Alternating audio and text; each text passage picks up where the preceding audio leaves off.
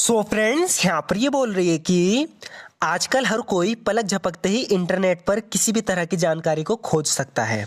So friends, इसे हम English में इस तरीके से बोलेंगे, nowadays everyone can sniff out any kind of information over the internet in the blink of an eye. So friends, यहाँ पर हमें कुछ सीखने को मिलेगा। सबसे पहले तो एक फ्रेजल वर्ब है स्निफ आउट।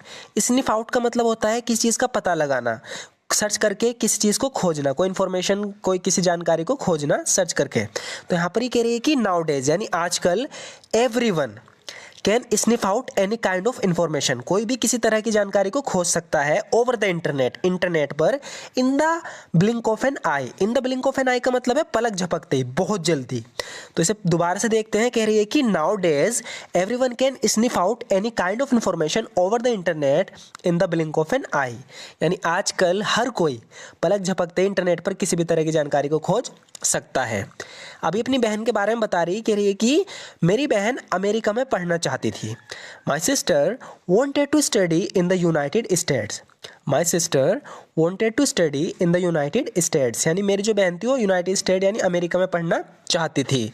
और अगर तुम अमेरिका में पढ़ना चाहते हो तो तुम्हें स्टूडेंट वीज़ा लेना पड़ता है। तो बता रही है कि and if you want to study in the United States, if you want to study in the United States, यानी अगर तुम यूनाइटेड स्टेट्स यानी अमेरिका में पढ़ना चाहते हो, you need to get a student visa, तो तुम्हें स्टूडेंट वीज़ा लेना पड़ता है, ज़रूरत होती है। लेकिन ना तो मैं और ना मेरी बहन को इस प्रक्रिया से परिचित थे। तो बता रही है कि कैसे वीज़ा लिया जाता है, क्या प्रक्रिया थी, इसके बारे में ना तो मुझे पता था ना मेरी बहन को पता था। तो कह रही है कि but neither I nor my sister were acquainted with the procedure. कह रही कि क्या प्रोसीजर था इसके बारे में ना तो मुझे पता था ना मेरी बहन को। तो इसके लिए हम यूज़ करेंगे नीदर का। But neither I nor my sister were acquainted with the procedure, लेकिन ना तो मैं और ना ही मेरी बहन को इस प्रक्रिया से परिचित थे। मैंने YouTube पर कई वीडियो देखी। तो अब बता रही है कि मैंने इंटरनेट का यूज़ किया। बता रही है कि आई went through many videos on YouTube। तो YouTube पे वीडियो देखी। तो यहाँ पर हमने वीडियो देखने के लिए यूज़ किया है गो थ्रू फ्रेजल वर्ब का। इसका मतलब होता है कि हमने ध्यान से पूरी वीडियो देखी इन्फॉर्मेशन की। तो बता रही है कि आई went through many videos on YouTube, मैंने यूट्यूब पर कई वीडियो देखी। तो ध्यान रखना है, यहाँ पे देखने के लिए हमने यूज़ किया है वेंट थ्रू का, यानी कि उन्हें अच्छे से देखा, उससे जानकारी प्राप्त की। I went through many videos on YouTube, मुझे सारी जानकारी इंटरनेट से मिल गई।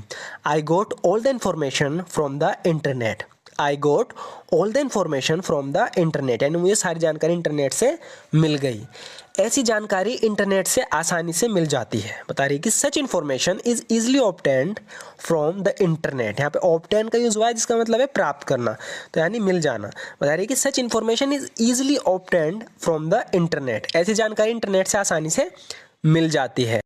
आगे देखते हैं फ्रेंड्स, यहाँ पर इससे कह रही है कि ये क्या चीज़ है तुम्हारे हाथ में। तो जब भी हम किससे इस तरीके से पूछते हैं कि क्या चीज़ है तुम्हारे हाथ में, तो इंग्लिश में बोलेंगे what is this thing you have in your hands. What is this thing you have in your hands, यानी तुम्हारे हाथ में क्या चीज़ है। What's this thing you have in your hand, तुम्हें कहाँ से मिली। Where did you get it from, तो इस तरीके से हम पूछ लेते हैं कोई चीज़ किसी पे कि भाई कहाँ से मिली तुम्हें, कहाँ से हाथ लग गई तुम्हारे। तो इस इंग्लिश में बोलेंगे where did you get it from, तुम्हें कहाँ से मिली। तो अभी यहाँ पर बता रही है कि मैं कुछ चीज़ ढूंढ रही थी और मुझे ये मिला। सो फ्रेंड्स, इसे थोड़ा ध्यान से देखना क्योंकि यहाँ पर यूज़ हुई है दो फ्रेजल वर्ब। सबसे पहले कह रही है कि I was going through something and I came across this. देखो, कम अक्रॉस का तो हमें पता है अचानक से कोई चीज़ मिल जाना, या किस हम कहीं जा रहे हैं, हम अचानक से किसी से मिल गए, अपने फ्रेंड्स अपने दोस्त से, वहाँ पे भी हम कम अक्रॉस का यूज़ करते हैं। कोई चीज़ हमें अचानक से कहीं मिल जाती है उसके लिए भी। तो यहाँ पर ये बता रही है कि I was going through something. यहाँ पर गोइंग थ्रू का मतलब है कि मैं कोई चीज़ ढूंढ रही थी, यानी कहीं पर कोई सामान रखा था उसमें मैं कोई चीज़ ढूंढ रही थी। And I came across this, और मुझे ये मिला, यानी अचानक से ये मिल गया। I was going through something, यानी मैं कोई चीज़ खंगाल रही थी, कोई चीज़ ढूंढ रही थी।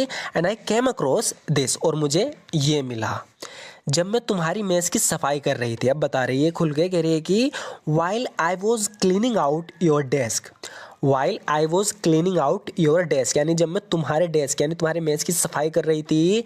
While I was cleaning out your desk, मुझे ये पुरानी तस्वीर मिली, अचानक से इसे तस्वीर मिल गई इसकी पुरानी। तो कह रही है कि I came across this old picture, I came across this old picture, यानी मुझे तुम्हारी मतलब ये पुरानी तस्वीर मिली। I came across this old picture. मुझे तुम्हारे बचपन की ये तस्वीर मिली। तो ये जो तस्वीर है उसमें छोटी है, यानी जो जो पिक्चर है इसके हाथ में उसमें लड़की बहुत छोटी है, यानी बचपन की तस्वीर है इसकी। तो बता रही है कि आई केम अक्रॉस, यानी मुझे मिली, अचानक से मिली। I came across this picture of you as a child. As a child मतलब तुम्हारे बचपन की।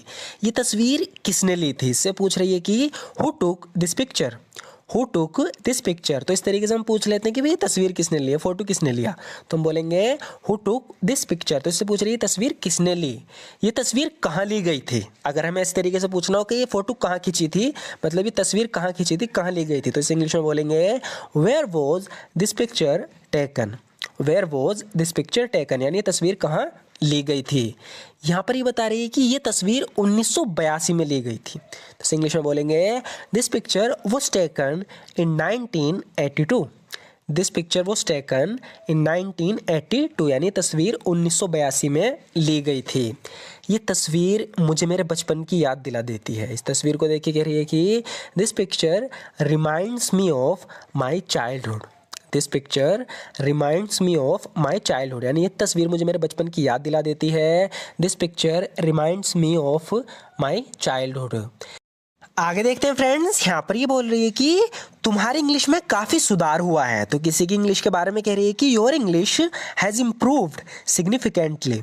Your English has improved significantly. Significantly मतलब काफ़ी बड़े पैमाने पर, बहुत ज़्यादा। कह रही है कि your English has improved significantly, यानी तुम्हारी अंग्रेज़ी जो तुम्हारी इंग्लिश है काफ़ी उसमें सुधार हुआ है।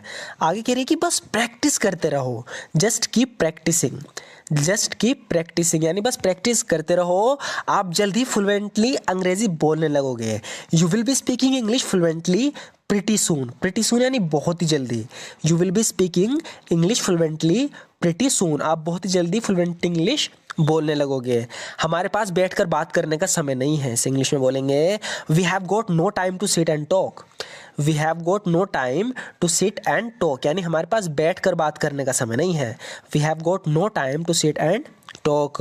अगर तुम साथ में नहीं आना चाहते तो मत आओ। If you don't want to come along don't come. कह रहा है कि if you don't want to come along, यानी अगर तुम साथ में नहीं आना चाहते, if you don't want to come along don't come, तो मत आओ। मैं आपसे आग्रह करता हूँ कि जल्दबाजी में फैसले ना लें। I urge you not to make a hasty decision. Hasty decision मतलब जल्दबाजी में फैसला। तो कह रहा है कि I urge you not to take a hasty decision. मैं आपसे अर्ज करता हूँ, आग्रह करता हूँ, विनती करता हूँ कि जल्दबाजी में निर्णय ना लें। शांत हो जाओ और सोचो सही क्या है। Calm down and think about what's best. Calm down and think about what's best, यानी शांत हो जाओ और शांति से सोचो कि सही क्या है। Calm down and think about what's best. So friends, आज की वीडियो में बस इतना ही। अगर आपको वीडियो अच्छी लगी तो लाइक ज़रूर कर देना। Thank you so much for watching this video friends.